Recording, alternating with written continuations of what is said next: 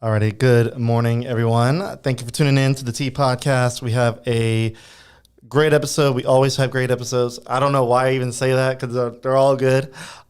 Today we have a professional person in the studio, super professional. Like her titles are so long that the best thing I could say is just she's a professional woman, and she's also a fellow Leadership Lafayette classmate. Her name is Aleisha Johnson Cook. We're going to be talking with her about all the things she's involved in and why she joined Leadership Lafayette and some other things. So stick around.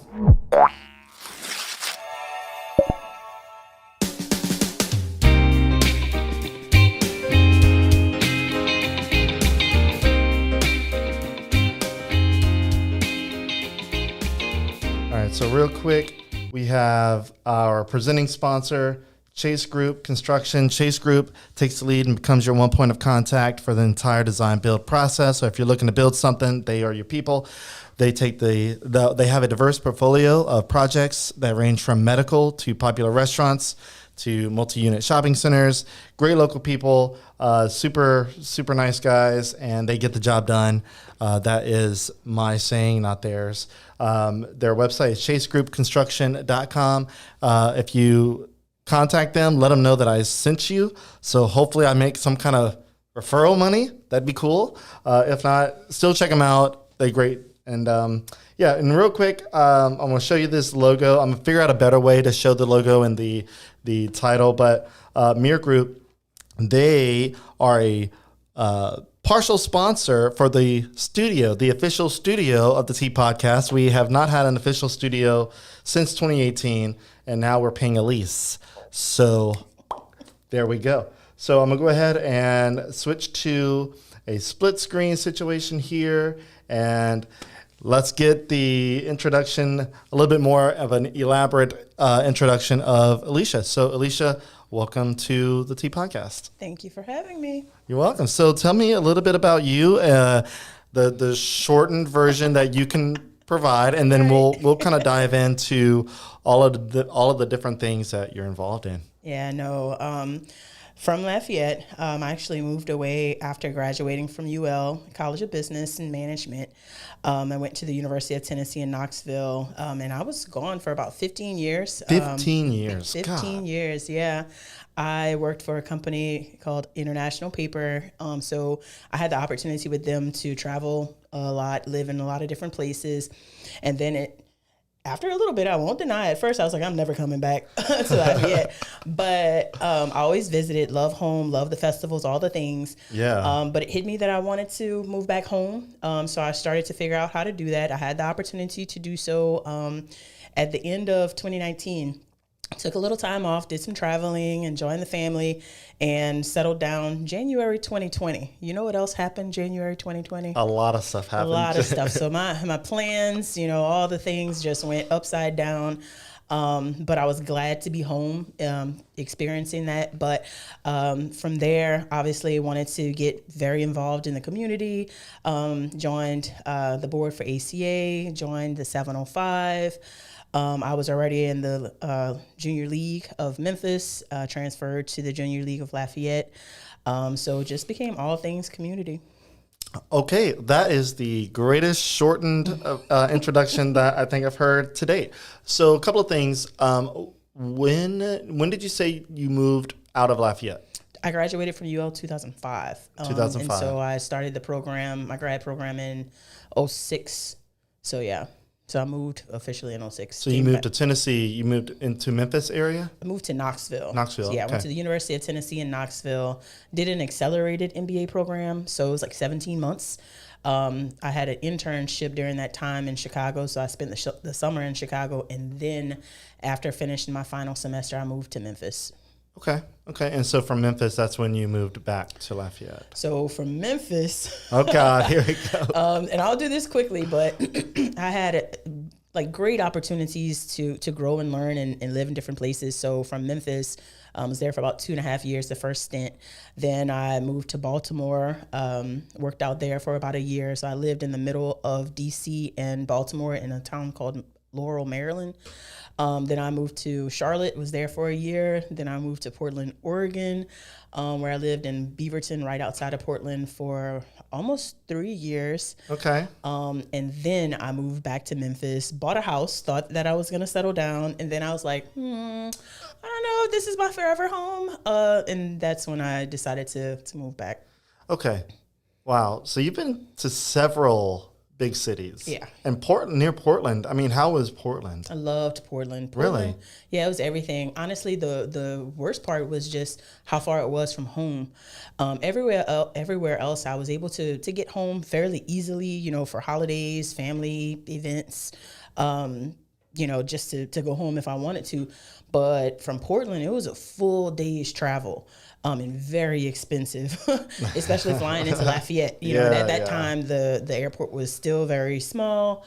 And so, but Portland, it offered so much. The downtown was really thriving. It had, they had an NBA team, the arts was really big out there, but also just like in extracurricular activities, you can go hiking. There were great waterfalls and hiking trails. You can go to the beach, albeit don't get in the water. It's too cold, but you could still do all the beach things, bonfires and all the things.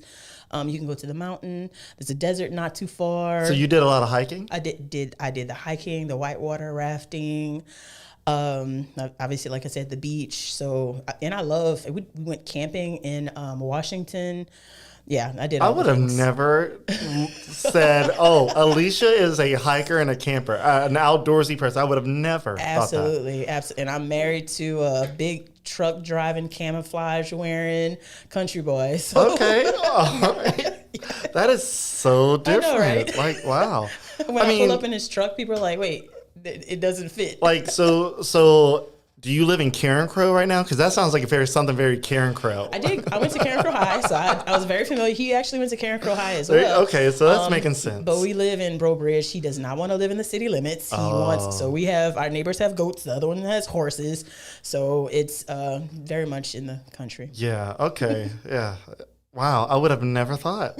You seem very. Now I'm a city girl. Yeah. That's the vibe I'm getting from you. Is the very prim girl. and posh city girl. Yeah, but you have country roots. Until I let my hair down. Yeah, and it's a whole different side. Wow. You ride 4-wheelers and all that stuff too. Oh love it. Okay, love it. Figured. In the mud, it doesn't even matter. Like I'm here for it. Surprise! Like okay. So Brent Broussard says, "What's up, Lit 36?" Shira Moran, she's watching. She goes, "Yes, let's go, Lit 36." All right. Okay. My squad always represents. Man, so it's quite the trek. So what?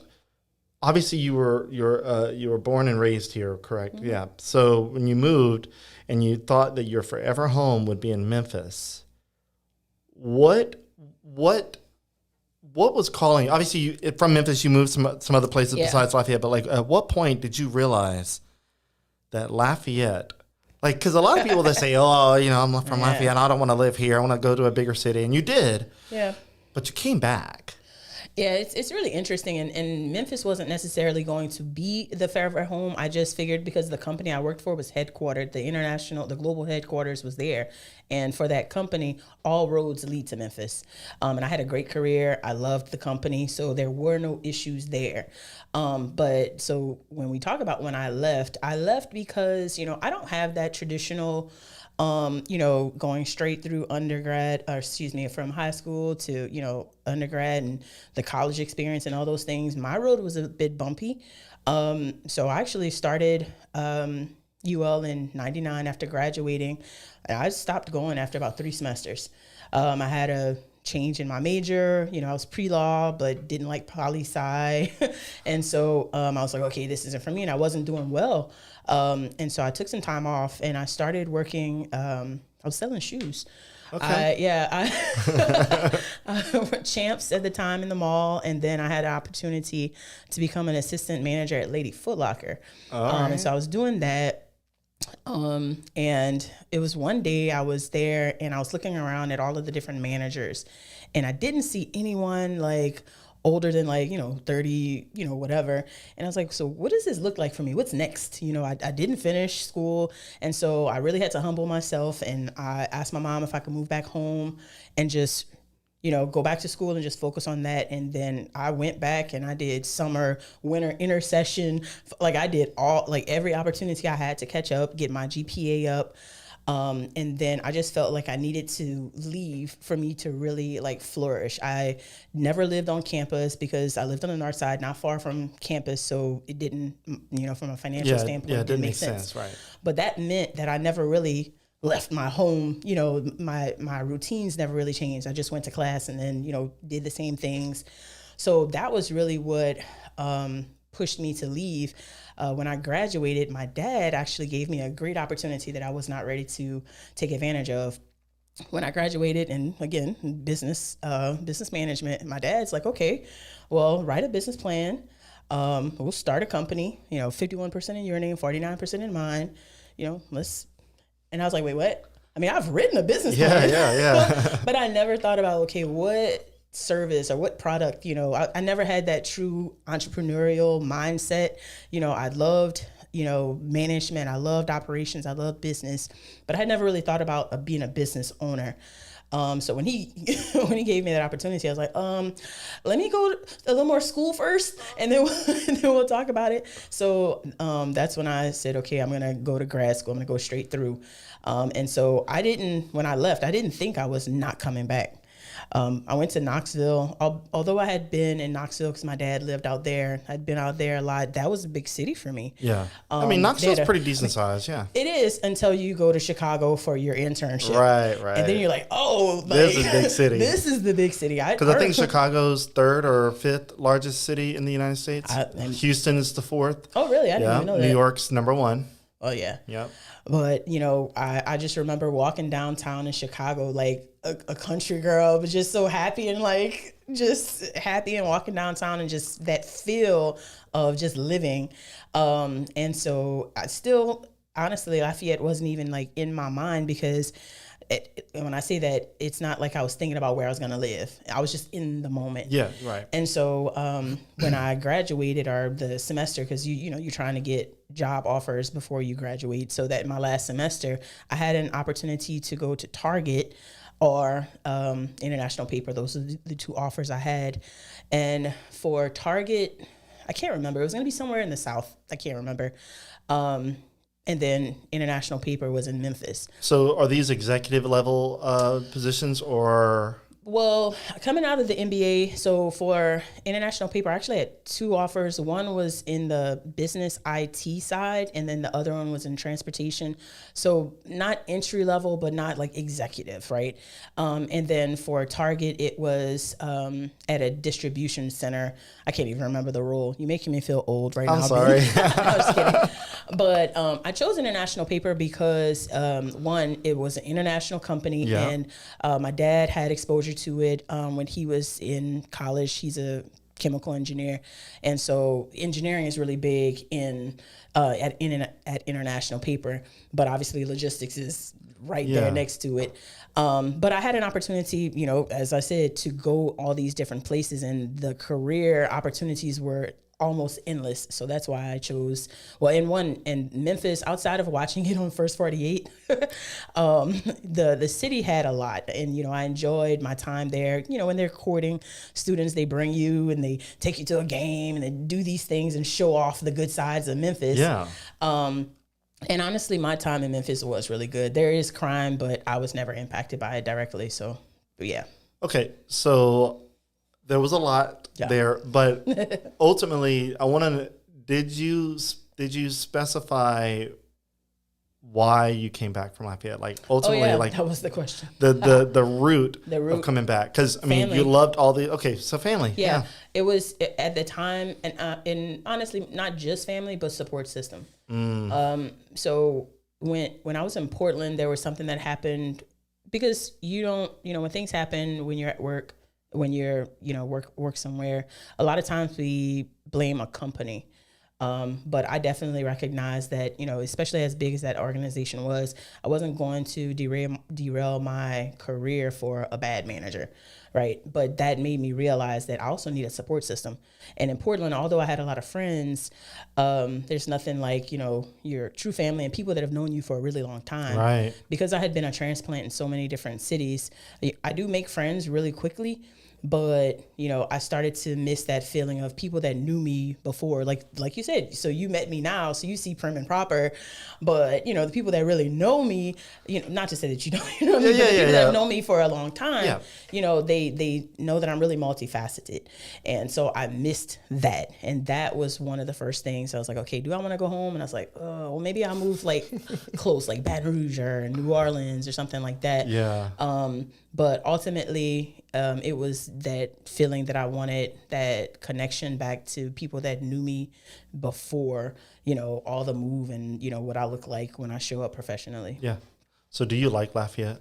I love Lafayette. Okay. I came home, over the years when I would visit, I watched the progression of the city. River Ranch, Ambassador Center kind of growing and budding, downtown budding, because, when I was here, we didn't do anything downtown. Right. That wasn't I remember having a friend come in town. I was like, oh, I want to come check out your downtown. And I was like, and I rode down Jefferson and they were like, that's it. I was like, yeah, where else we going?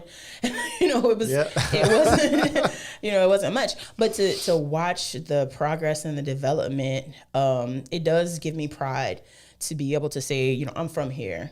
I grew up on the north side of town. I went to Karen Crowe High. I went to the University of Louisiana in Lafayette. So coming back home, this is my forever home. It really is, because there literally is no place like home, where your roots are, where I can drive by the neighborhood that I grew up in or go to the high school that I went to. I like that feeling. Yeah. Yeah. So do you feel that, and I got to mention my sponsors shortly after this question, do you feel that your professional career has been limited by living in Lafayette? Absolutely. Okay. I can't deny that. That is so when you ask me if I love Lafayette, yeah. But, we did that Listen Up reverse forum a couple of weeks ago. And, I was very transparent there. The questions we were asked were, do you feel like you're thriving in Lafayette? And honestly, no. Do I feel like I can? Yes. But from a career standpoint, when we joke around how long my bio is, but like I said, I do that because I'm really trying hard to get a job, to get some stability, right? And so I started AJC Business Solutions. It's a consulting company, but it's only, as good as how many clients you have. And we know that Lafayette is very much so, relationship based. Who you know, and who definitely. You know. And so that's why I started doing all the things. I knew where I was coming, so that's why I jumped straight into the community, when I came home. And I know a lot of people, I even made it on the power poll list, And so I'm like, hey, this is kind of cool. But like I said at the Listen Up forum, but none of that is translated to my bank account just yet. None of that has given me a better feeling of stability. My husband definitely supports me. He allows me to be able to do all these non-revenue generating things in the community. And I keep telling him, it's going to pay off. It's going to pay off. But going into year 3, it's tough. Year 3 of living back in Lafayette. Coming home, yeah. And have I had to wonder if I'm going to be able to stay home? Yes. Okay. And it's a reality for me. Yeah. It's kind of scary. Yeah, it is. Yeah. Well, let me get my sponsors mentioned here. So speaking of stability, in order to stay stable, I have these sponsors, which I'm grateful for.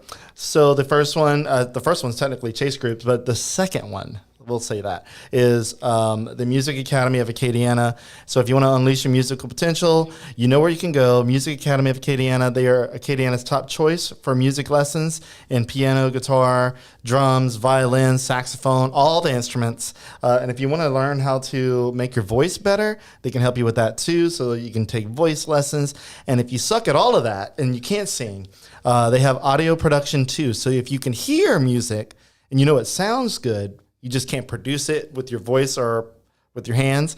You can use machinery and electronics to make music sound good. They teach that. So they have a very experienced set of instructors that cater to students of all ages and styles. They send students to college and major music competitions like American Idol and The Voice. And they're founded by UL Lafayette Music School graduate Tim Benson. And he's also in a emo cover band. So if you like the early 2000s emo rock type stuff, they have an emo band or emo cover band rather, that they started. So it's really cool. They have the swoopy black hair and all that good stuff, and Cry Me a River type situation. But they've won national recognition and are consistently voted as a top music school since 2016 in Lafayette. Their goal is to make music lessons fun, educational, and to help foster the next generation of musicians and creative thinkers. You can check their website out at musicacademyacadiana.com. And then we have electronic protection systems, or everybody knows it as EPS if you see the signs around town in front of people's yards. So electronic protection systems, they've been around since, for 20 years. They specialize in home security systems, smart home security systems, and whole home water conditioning systems. We bought a new home last year, and we got hit with hey, do you have a security system, with the salesperson? I'm like, I do. I really don't like the company, but I'm kind of locked in. And they were like, look, we can help you out. We're cheaper. I'm like, oh, you got me. Cheaper? And you're local. So I was like, okay. So we went ahead and signed up for the security system. A few months later, they came to me and said, hey, you want to do a water check in your house, to see if your water is good? I'm like, I know my water's not good. I live out in the country in the Karen Crow area. Even though I'm on a good water system, it's hard water. And so they said, well, we'll do a free water test. They came and did that, and my water was hard. It had a lot of chlorine in it and sediment. And they said, look, this water conditioning system, it is a little, an investment for your home, but it'll save you money on water bottles. So you won't have to buy, bottled water, which we don't anymore because it's all filtered. And then the washing machine and the dishwasher, it prevents sediment from getting into those equipment. So you protect your equipment. So really great stuff.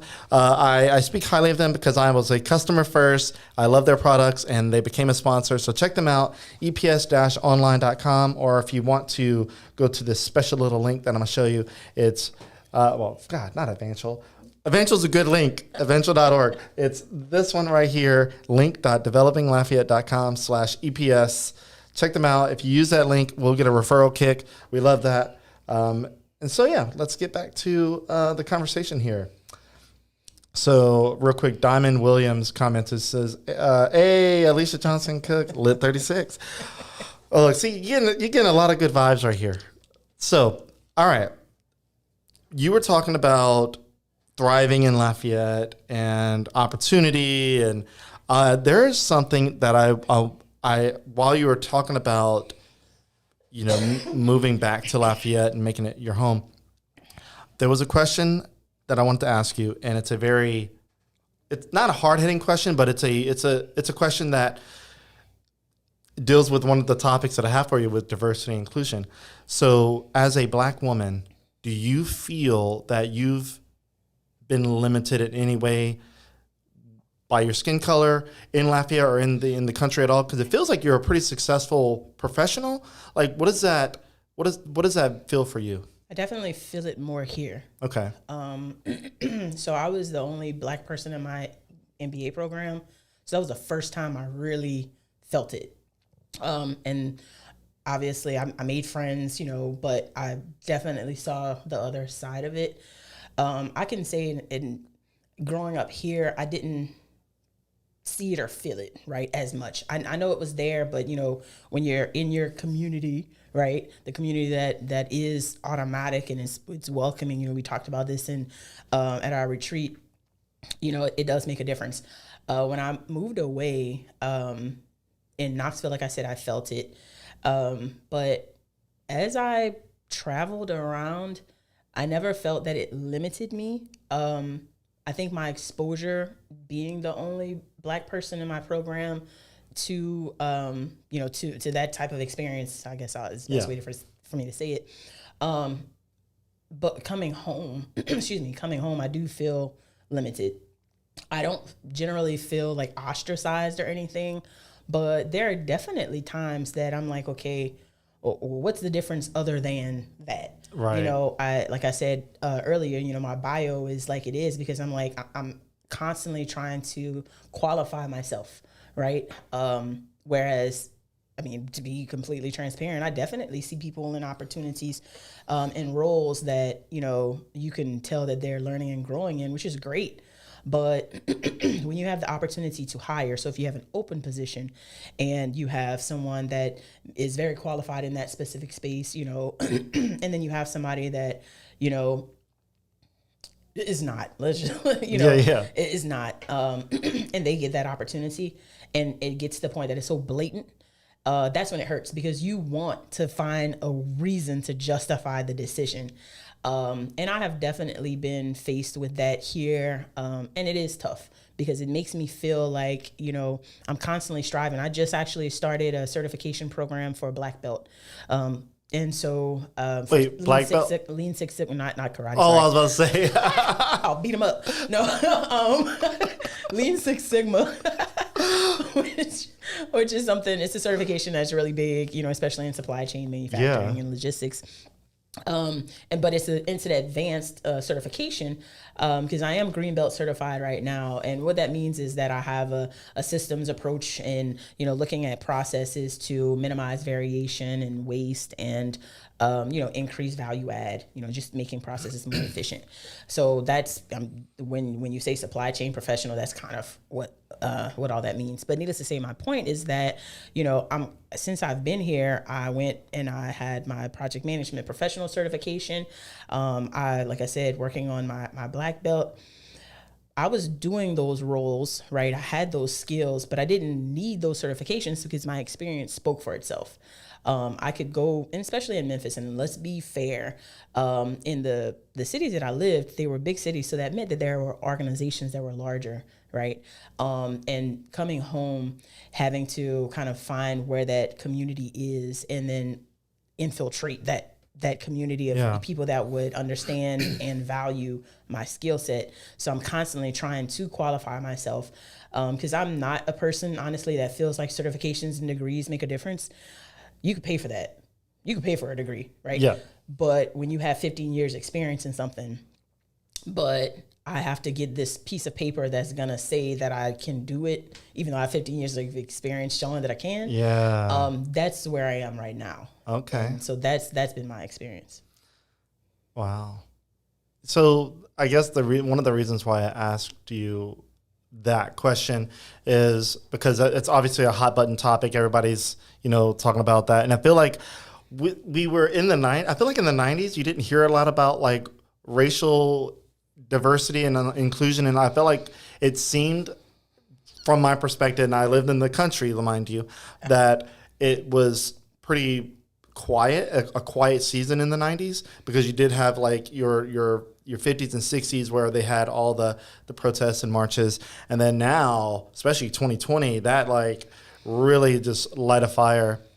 And so the reason why I'm asking is that it's just, I'm trying to find your perspective. And another thing is, in getting my leadership classmates to come onto the podcast, it's quite interesting that without me doing anything to encourage this, because we have a Slack, a Lit 36 classmate Slack, where we chat and we can just post any kind of links and information, and everybody's open to read it. And I put the invite out for this podcast to my classmates, and the majority of the classmates that have accepted and have come on are Black. So it's just interesting that you have thoughts on that. I want to hear your thoughts. What do you feel? Why do you think that is? Like, because and this, I might take your thought, and I don't want to take your thought, but I feel like we can share it. I feel like you guys, the Black community, are making every opportunity count, and so whenever you see an opportunity, you jump on it. Yep. Okay. So I'm going to go to the first part of your question, which is, you know, the 90s and the feel. And like I said, even for me, I graduated high school in '99. I'm telling y'all my age, but I'm proud of it. I'm proud of it. Well, you look great for your age. No, see, and I don't even know how old you are. You're like man. 35? Let's go with that. Yeah. We don't do math. Don't do the math. Don't count. Don't calculate the years. But graduating in '99, like I said, and so my childhood, it was never very blatant, right? But I think, when we think about the '90s and all the years that came before that, it was definitely there, right?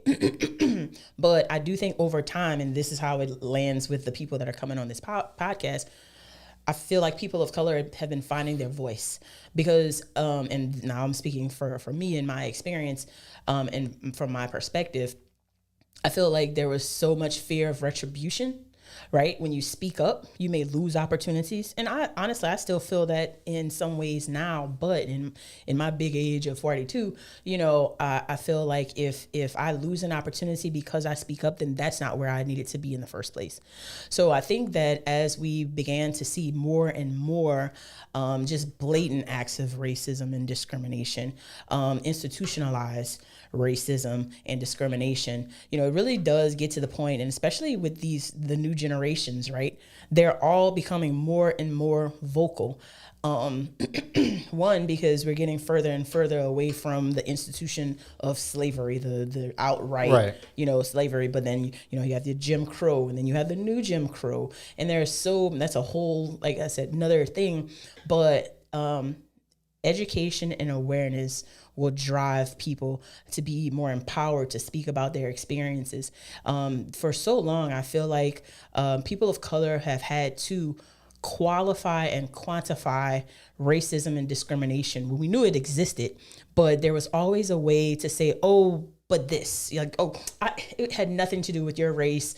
I made this decision because of that. And what can you say, right? Yeah. These are decisions that people make based on unconscious bias or direct and blatant bias. But how can you tell? All we can see is the result. So at some point, we have to be able to pull together and, and make things happen for ourselves and take the chance of, losing opportunities or any potential, repercussions that may come from speaking out. And so I feel like the other side of that, when you put that link out, for me, I was a little nervous. And that's why intentionally I was like, what's the last date that he has available? But I knew I needed to take advantage of this platform, right? Okay. And not just for, to advance myself, but I think it gives an opportunity to speak about an experience that a lot of times we want to pretend like doesn't exist because it doesn't directly impact us. And so one of the things right now, as president-elect for the 705 and becoming the first Black president of the 705. Congrats, by the way. Thank you. But I can say that I've seen, no one's been blatantly but I've seen this, oh, you're gonna be, it's that surprise. And I'm like, I'm highly qualified. Yeah. I feel like even in my time within the 705, I've helped to drive some great change and really advancing the organization. But do I think that there'll be some people that, may change their perspective and thoughts of the 705 as we continue to try to be more diverse? Yeah, and I'm here for it. I'm ready for it. Okay. So you think the thoughts would be leaning more negative, because right now, is that where you're kind of thinking? So not negative, but let's say, I don't think it would be negative, but it's definitely driving some conversations. Let's say that. Okay. And it's driving conversations that we are going to embrace. There you go. The increase in diversity in our board, which looking at the board, and again, I've only been back in Lafayette for, just going on my 4th year. But from my understanding and historical perspective and talking to others, that diversity on the board hasn't been there. And I actually had someone that was on the board, a person of color, that reached out to me and they were like, I'm so excited for you. We've been trying for this. There have been individuals that, and like I said, I'm speaking just from what information was given to me, that people have tried to become, the president and just didn't have those opportunities. And being, again, fully transparent, in the time that I've been with the 705, we have changed some bylaws and our approach on how we how we recruit board members, and how we are very intentional about making sure that they're a good fit, making sure that people have the opportunity, and that it's not a popularity contest. Yeah. So okay, and that's what I thought of Leadership Lafayette. Whenever I thought it was a popularity contest at first, and then a good friend of mine, I'll just say that, is on the board for Leadership Lafayette, and that's not how I got on the board.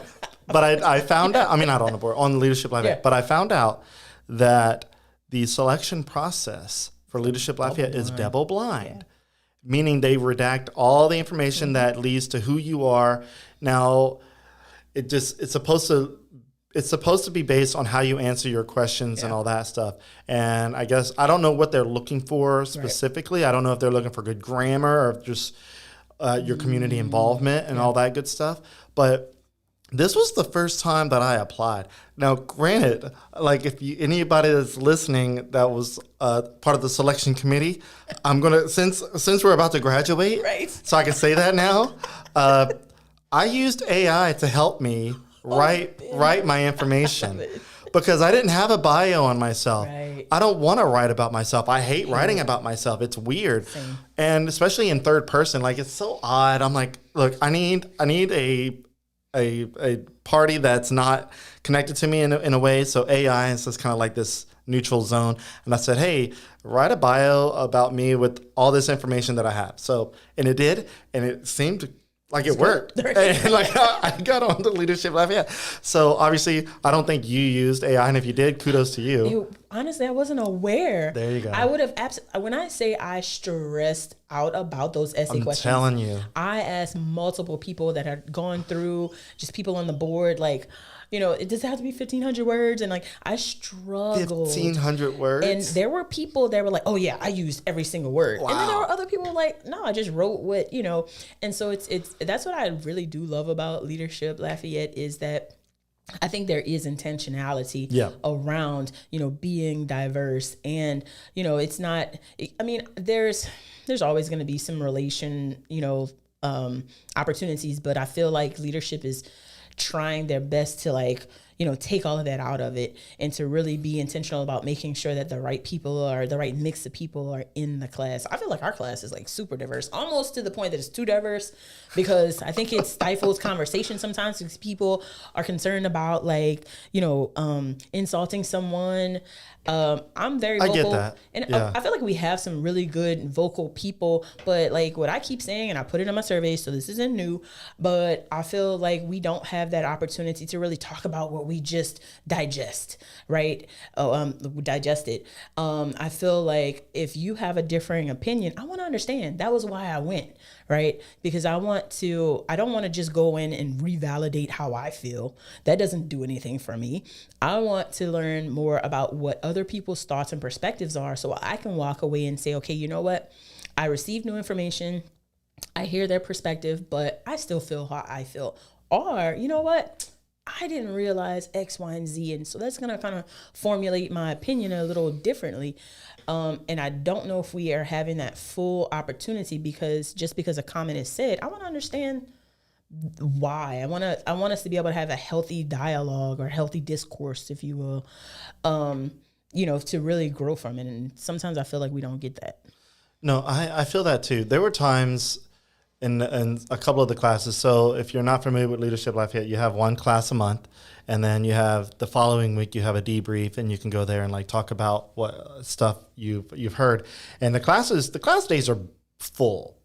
There's a lot, and it really, honestly, in my opinion, and I never put this in a survey, as I guess I should have, is with all that information and all that coming at you in a 8 to 5 day, it's hard to really process one thing after the next, and then you're on to the next. So to even have a conversation is hard because it's moving quick and you have a schedule to be on. So it's one of those things where like there are a few conversations where I can tell, like, I know you were starting to get vocal. Shira gets vocal, and I know there's a couple of other of our sassy Shira. There was a couple of other of our classmates that also wanted to be vocal, and it was going to make a good conversation, but it started to go in and then it just stopped, and I was like, man, there was going to be something there. Now, was it making me uncomfortable? Yeah, a little bit. It's uncomfortable. Having conversations that you don't normally have, especially in a class of 34 people, gets a little odd. And it's like, you know what? And I've had plenty of conversations with white people, black people about race and like relationships and like, you know, and sometimes there are opinions and there are things said on both sides that, you know, we can learn from. Yeah. And I feel that from you, it's like I wanted that too. Like I wanted a little bit of that, and it's supposed to be uncomfortable. Yeah, you know, I mean, we knew that going in. It was supposed to be. Growth is uncomfortable. Yeah, you know when you're good and you're comfortable, change isn't really happening. You're I'm not even gonna say complacent because it's not necessarily a bad thing. But, to me, we're going into this space for those uncomfortable conversations. And if I have to be transparent, you asked about, people of color. We live in a state of uncomfortability, when we, stretch ourselves outside of our community. There's no more separate but equal, right? We're trying to grow and live together, especially for the advancement of Lafayette, because I'm going to be specific to that because we're all in Leadership Lafayette because we want to be leaders within our community and whatever that looks like for you, right? So we all have a passion to learn more and do more in the community. That's one of the things that I love about this class is that everyone is just doing these amazing things, right? But, you have your people that going back to that poll, it was cool and all, but there's a lot of people that, are doing things. Talking about the power poll with the most powerful people in Lafayette. Yeah. Thank you. I'm not used to podcasting, giving background. But, it's cool, but it also told me something else, right? Yeah. I looked at that list and I looked at the, I think it was 100 and... it was like almost 200 people that were voted, but the amount of people that responded to the survey. Right. Very few. Was a small, like 100 something people. Yeah, it was like 190, 160, something like that. And there were 2,300 votes, right? That then had this list of 293, but there were quite a few. Like I think I was 141 with 12 people, right? So it's still, again, very cool, to have my name make it to that list. But it also helped to, to show that the influence that a small group of people have. And a lot of people are looking at this and it's like, but there's a lot of people that their names are not even known by that 100 and something people. And that's what Leadership Lafayette shows. It shows those people that, you might not know their name. Lit 36 was in there, well represented. Yeah. But I'm sure it's because we have this platform with Leadership Lafayette and we've been meeting all these various people with our program days, which is great. But not everyone has that opportunity, as inclusive as Leadership Lafayette wants to be, and they're doing a really good job of it. I have conversations with people that are like, they don't feel like, to your point, it's the popularity contest or it's for a certain group of people. The same thing that we deal with the 705. It's a perception. But perception is reality. Mm-hmm. And so there are some key people that are not being, brought to the table, if you will, or even asking to come to the table or trying to get to the table just because, they don't think that, hey, that's not a space for me. Or, I've heard it from teachers a lot. Well, we can't go to Leadership Lafayette because, we can't take that time off. And of course I advocate for leadership and I'm like, you know what, it's one Friday a month. I'm pretty sure, I'm not, let me not get too but but one Friday a month. If you tell your administration team like, hey, I really want to do this, it'll help me in my career, whether it be teaching or plumber or whatever have you. I think they would make some concessions. I think they would. I don't think the issue is with Leadership Lafayette. I think it's just that perception within the community. And like I said, going back to 705 or even Junior League, let's be like ACA. So all of the organizations that I'm a part of, Okay. I am the minority, not just on the board, but I'm also, well, 705 not so much because we are definitely moving the needle there. And Junior League has definitely been making strides to become more diverse in the management team and ACA as well. But change happens, over time. But if we have to be honest, all three of those organizations have a history of being all white. Yeah. Right.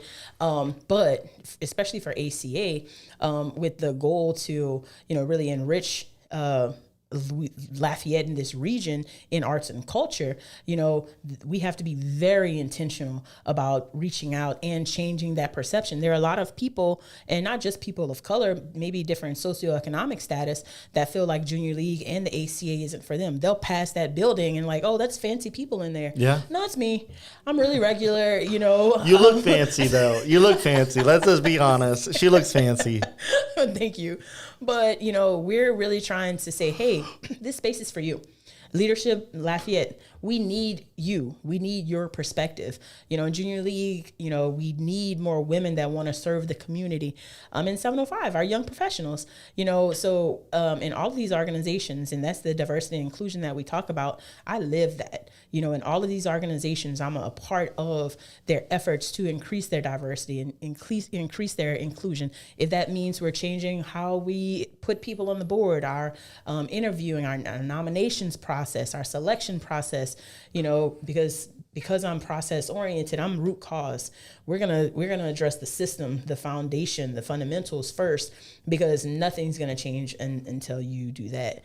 So I think that's been a really big part of not just Leadership Lafayette, but just making that change at the leadership level. Yeah.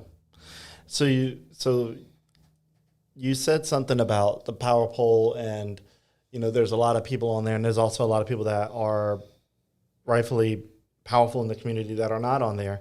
What's funny, I say it's funny. It's funny for me. It's not that funny. It's like funny, haha. Yeah, it's not funny. It's funny, ironic. Like, I don't consider myself a powerful person. Either. It's weird. Yeah. And everybody was like, "What are you talking about? Like, you reach thousands of people." I do think you're powerful.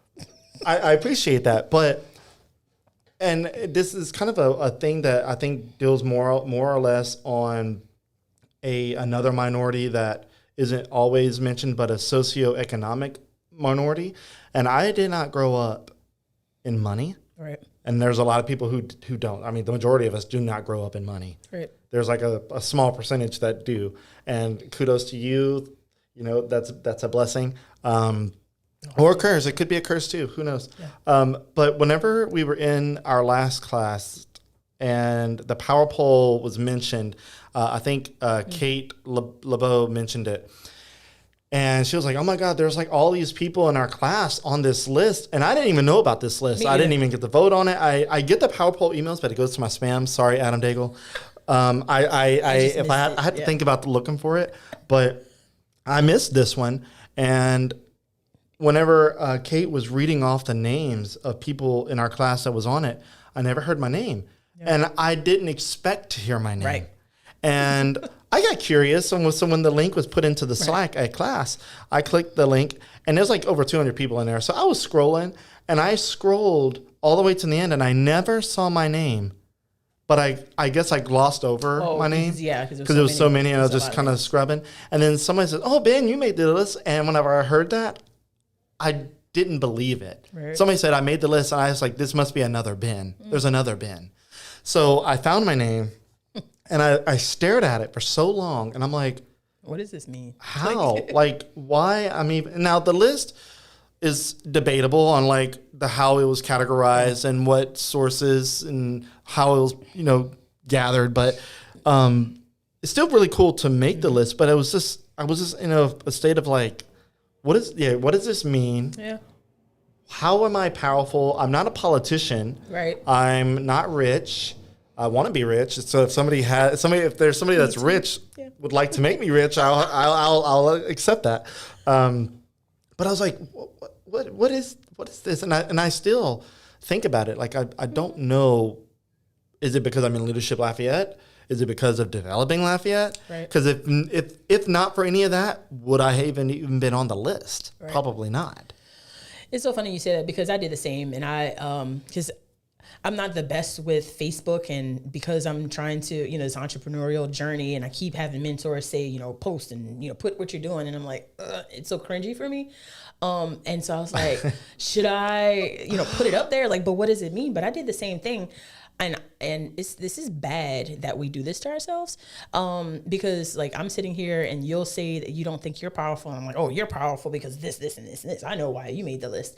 But I'm looking at the list and once I saw my name, I was like, oh, well, this must be, this ain't credible. Right. And so, but then I have some other friends and they're like, Aleisha, like you're doing this, and this, and this. But because the things that we do are just natural, you're good servant leaders, the people that, I think intentionality, like how you, your motivation, let's say that your motivation in what you do. And so it doesn't seem like an effort. It doesn't seem like there's power, but I can tell you, if I have the opportunity to affirm you, this platform does give you power, the ability to use your voice and give others an opportunity to get their voices out there.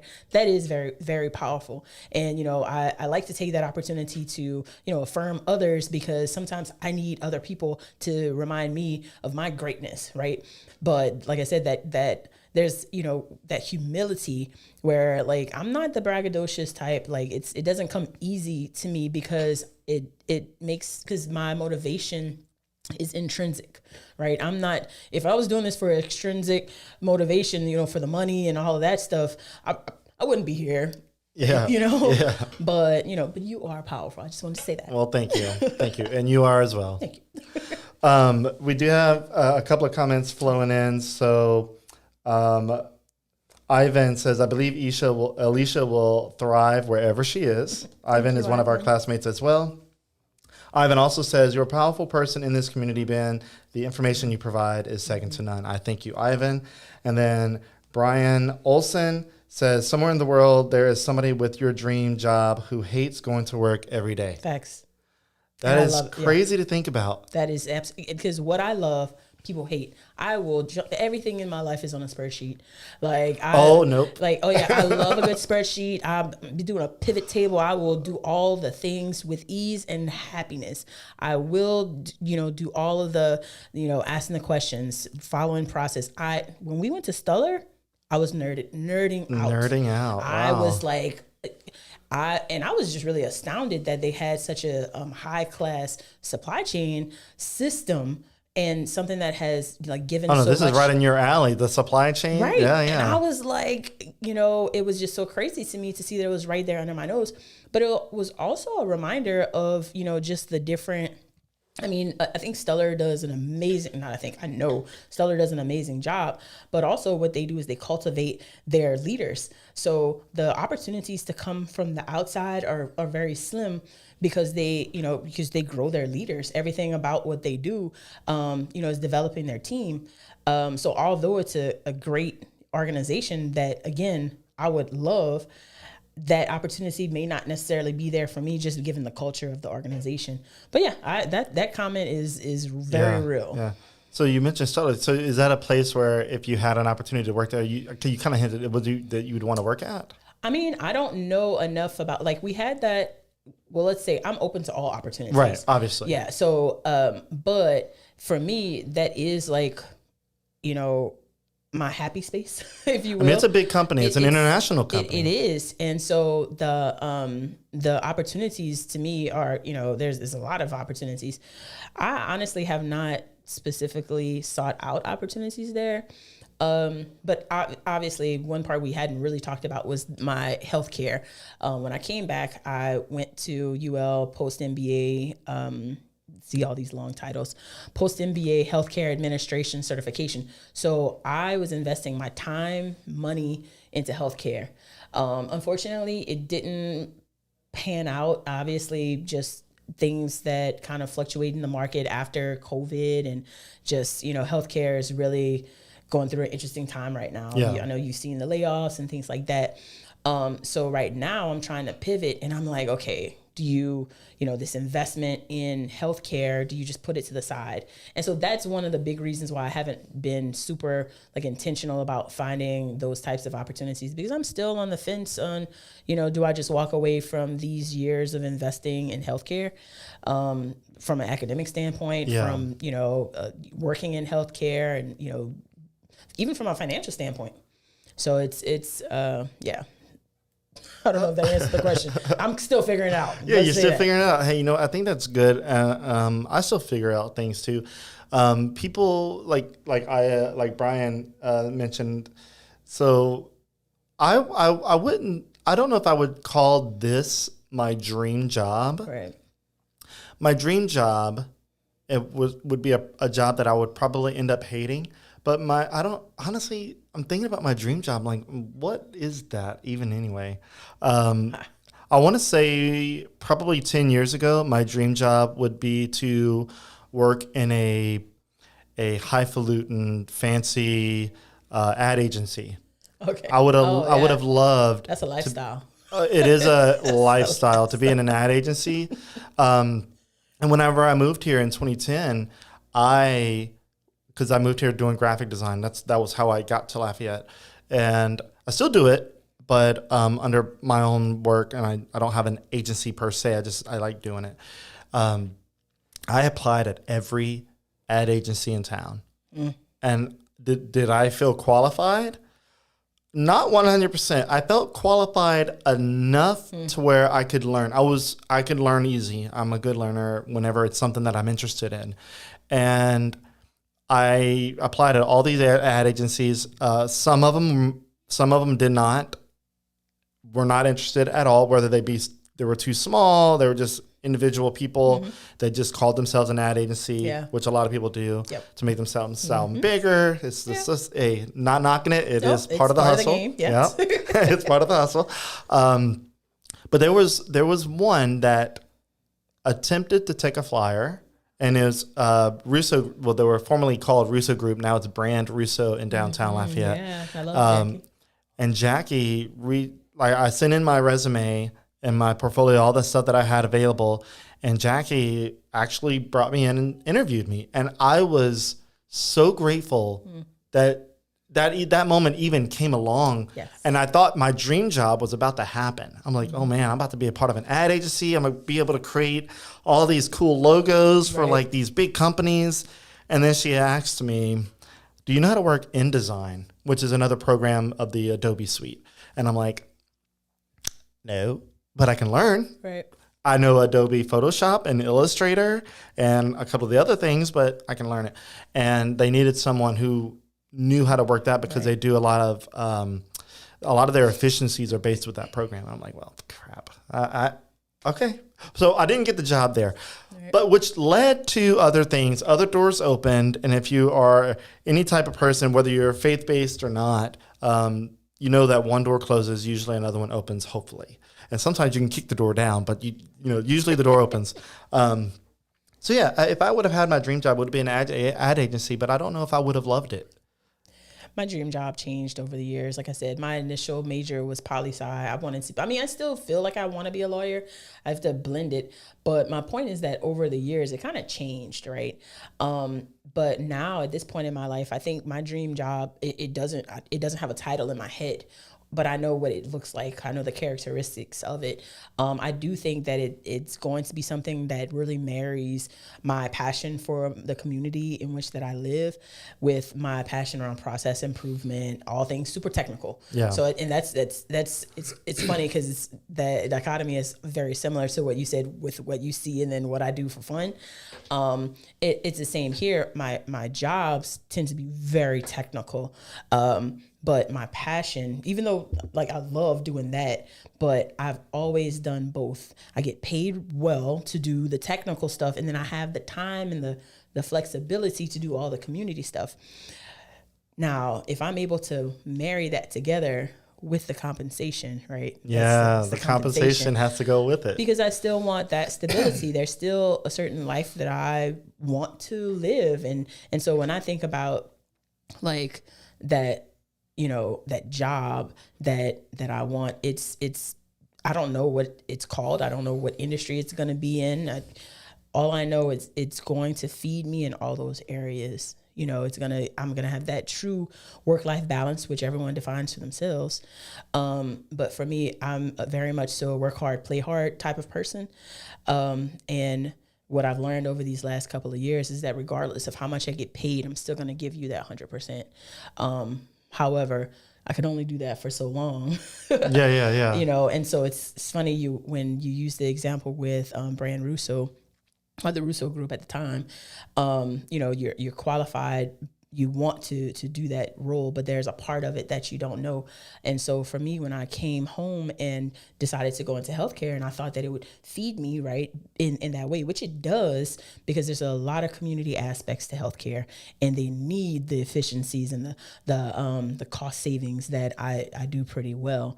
But do I have the opportunity here? Are there roles? Because in the smaller organizations, to your point earlier, you don't have as many of those roles. There's not as much money to invest in roles like that. But what I did was I took a financial cut to get the experience that I needed, right? So I had already took a pay cut when I came home. My first job was, supply chain services manager at the lake. I was driving out there every day, loved it. It was a pay cut, but still getting pretty good. But then to come home to Lafayette and have the opportunity in this fellowship to be able to, one, bring value, but to get that exposure and hopefully to catapult me to the next position, I took a very steep pay cut. That the type of pay cut that I had to ask my husband, like, hey, can we do this? Like, are we good? And like I said, I have an amazing support system, financially, emotionally, all the things. So we took that risk, and I got the experience. I got all of that. I was able to provide value, but I didn't get a job, right? And so that's where it's like, okay, it's a risk for you, because like in something like that, especially with an ad agency, you have more chances if you do like an internship or something, right? And you learn. Right. But not everybody, especially the older you get, you don't have those opportunities to learn. And so that's the most difficult part right now, that I have a skill set that by itself doesn't qualify me for certain industries, but I don't feel like I should have to start all over, from the bottom, if you will. So it's been very interesting to kind of like blend that together. And so I'm hoping that, with AJC Business Solutions, that I have the opportunity to build that dream job, where I'm able to control my schedule, to control, to have more control over the clients that I work with and things like that, have more stability.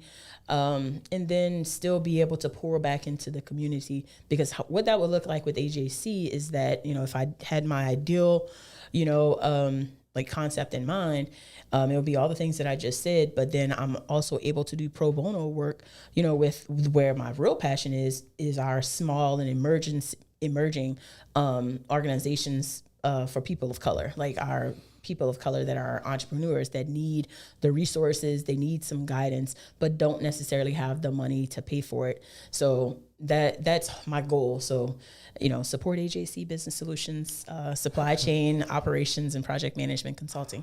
Yeah, good little plug there. I'm glad you mentioned AJC, because that's your business. That's your baby that you are launching.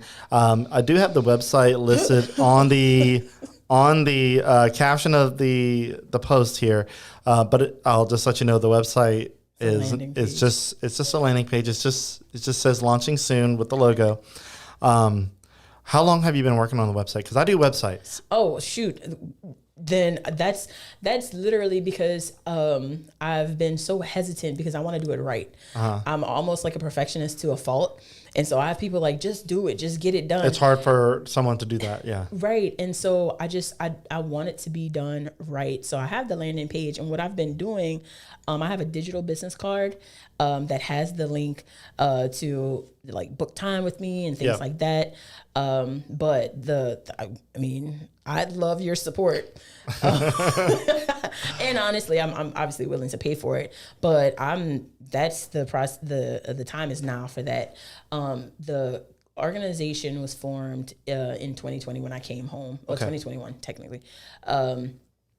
when I came home, no, it was 2020. I'm sorry. October 30th, 2020. I was trying to figure out, what my next steps were. So I formed the LLC, and I continued to, get opportunities in healthcare. When I did start working, like I said, I give 110%. So I wasn't cultivating both at the same time.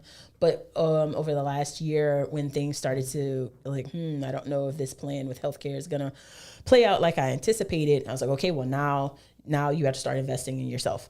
And so it's been really this last 6 to 8 months that I've been super intentional in spending the time to really get the fundamentals and everything, the foundation of the organization set. So I'm ready for opportunities as they come. I'm actually in the process of about to sign my first contract. Okay. I'm really excited.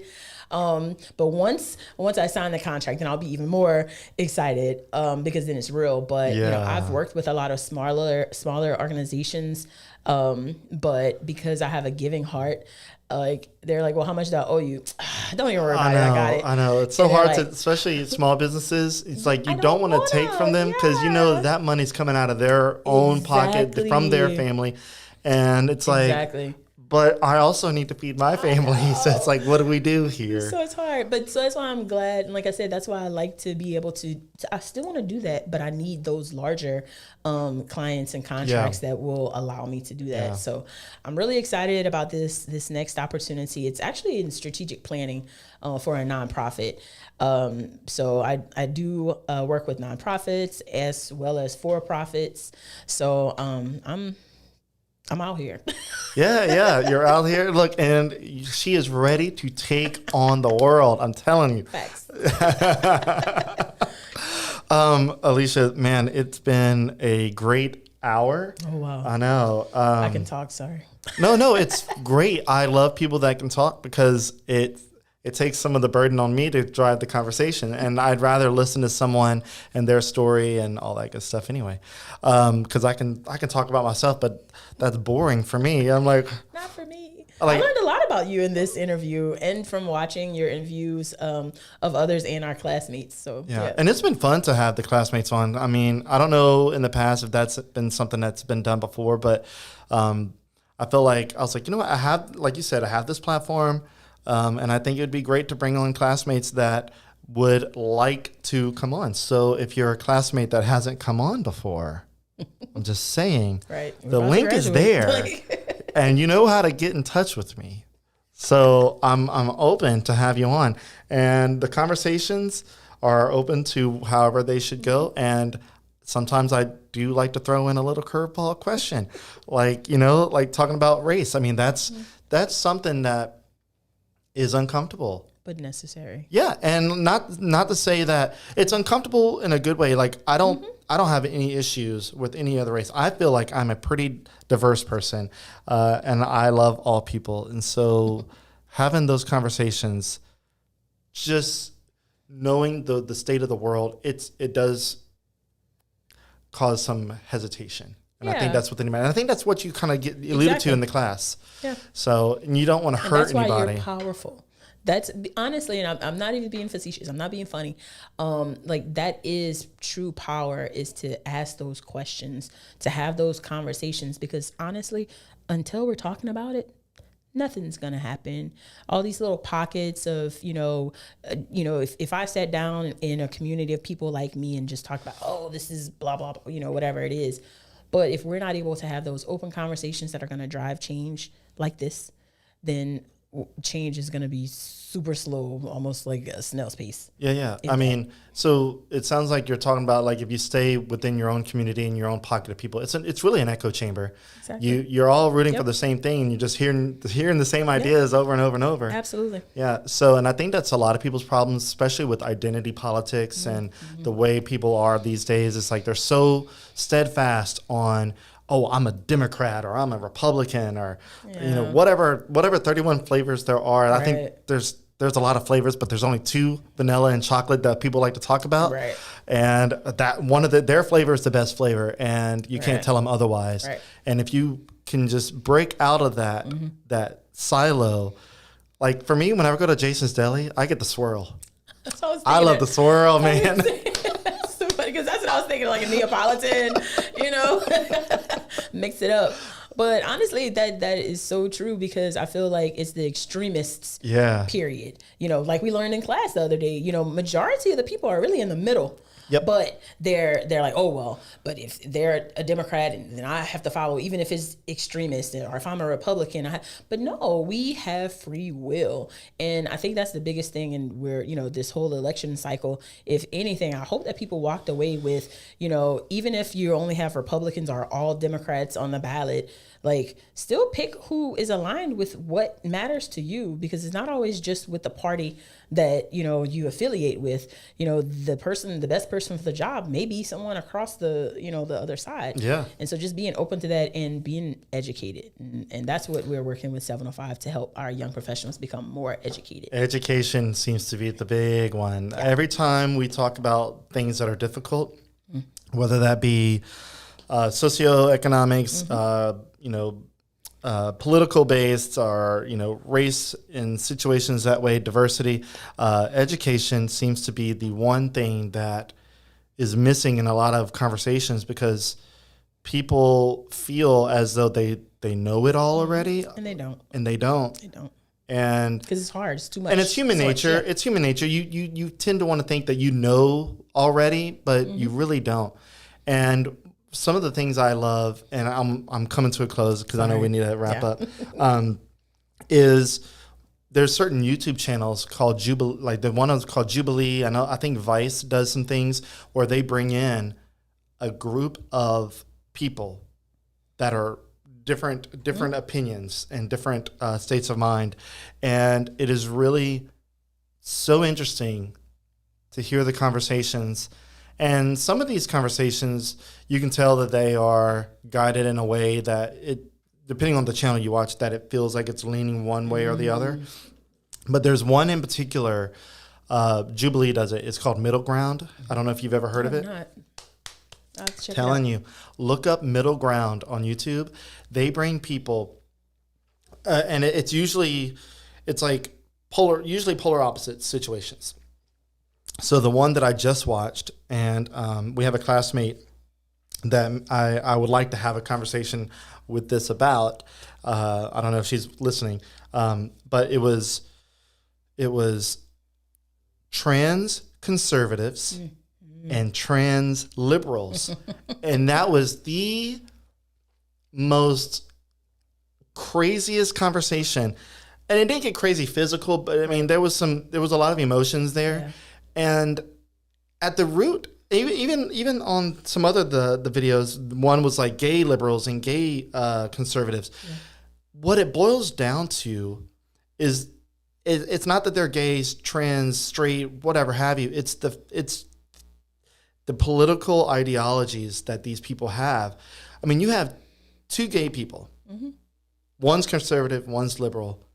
They still bicker, right? As if they're like polar opposites, and you're on the same team, but it just goes to show you just how diverse our world is and how different our ideas are. All those and pockets of, when you mentioned like the far right, far left, and then you have that middle where the majority of the people are in the middle. It's so weird to see that, because I feel like we are in the middle, but we had like these one or two issues that were extreme on one side. And I don't know if we're ever going to, it's politics. That's been the issue of time. Like, just don't talk about politics, but let's be honest, it's sometimes kind of riveting to talk about it. Yeah. Even though some people's feelings do get hurt. Yeah, it's taboo. Yeah.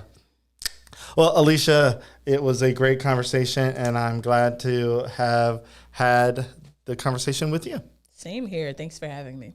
Oh, you're welcome. And if you're listening and you want to, if you let's say you have some input, if you want to come onto the podcast, I've never done this, but I'll extend an invite if you message me and you have something you want to talk about that's legitimate, like not just trying to advertise your business, because I know you people, okay.